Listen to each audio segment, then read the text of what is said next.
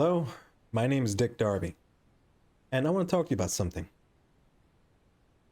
We face a crisis in the modern age, a crisis of the souls of our young men. They are plagued with feelings of loneliness, inadequacy, and hopelessness. Devoid of meaning or purpose, they lose themselves in shallow pleasures like video games, pornography, and recreational drug and alcohol use. Life has become easy in the modern age. We need to be better because we've become soft, lazy, and worst of all, aimless. Gentlemen, the first steps to do this are simple in theory. Exercise, eat cleaner, dress nicer, find an engaging hobby, preferably one that allows you to meet other people, socialize more, that's very important. James Bond. The list goes on, and we heard them all. But I propose one other solution, an unorthodox but surefire way to get your life in order. Gentlemen, you need to start edging. Alexander the Great was a military commander and conqueror that possessed such an immense talent for warfare that his real-life exploits can be best categorized as mythological. He was a larger-than-life figure whose achievement of conquering most of the known world of his time is an epic story that rivals those of fiction. And he achieved all of this by edging.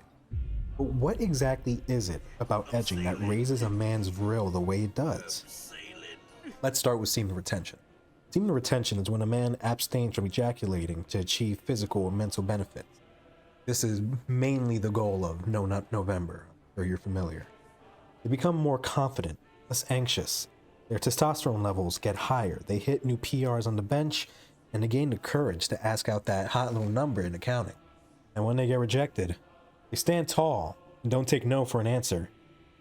Lady, they would say, you and I are going to go on a hot date to Buffalo Wild Wings. And when we're sufficiently full of spicy poultry, we'll go back to my place and breed a Hyperborean army to bring about the new age. Now this is what you've been missing. This feeling of taking control of your life. You kept your hands on the wheel and your eyes on the prize. The first time in your life, you were a man. Your chest swells with a profound feeling of pride. This feeling stays with you all the way to your meeting with HR. They speak, but you don't listen.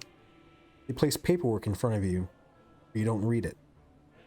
They slide a pen in front of you and stare at you with stern expressions. They want you to sign. But instead, you stand. Your faces twist in horror as you do. They look down and realize that for the duration of the meeting, you have been edging. And by edging, you have achieved the next level of semen retention, semen activation.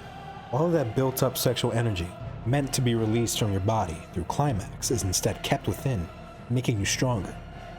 Your Greek Agartha energy manifests as your chest hair grows at an alarming rate.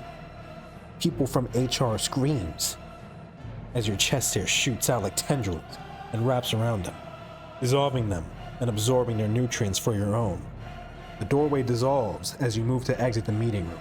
Security tries to grab you. They're like helpless babes fighting God's hangriest pit bull as you maul them 5 at a time. That hot little what's-her-face from counting. She spots you, eyes wide with fear, but only for a moment. She senses your power and is compelled to approach you. You hold out your hand, grab her, and place her upon your trapezius muscles. Throne, fit for a queen. You venture forth into the world, ready to begin your pilgrimage. Gentlemen, this could be your reality. You adhere to a strict edging regiment. Do not concern yourselves with the ridicule from parents, friends, significant others, co-workers, teachers, bosses, police officers, and other passerbys. You are not a pervert. You are an author, writing the next chapter of the human race. My name is Dick Darby. I'll see you in the next one. What'd he say? What'd he say?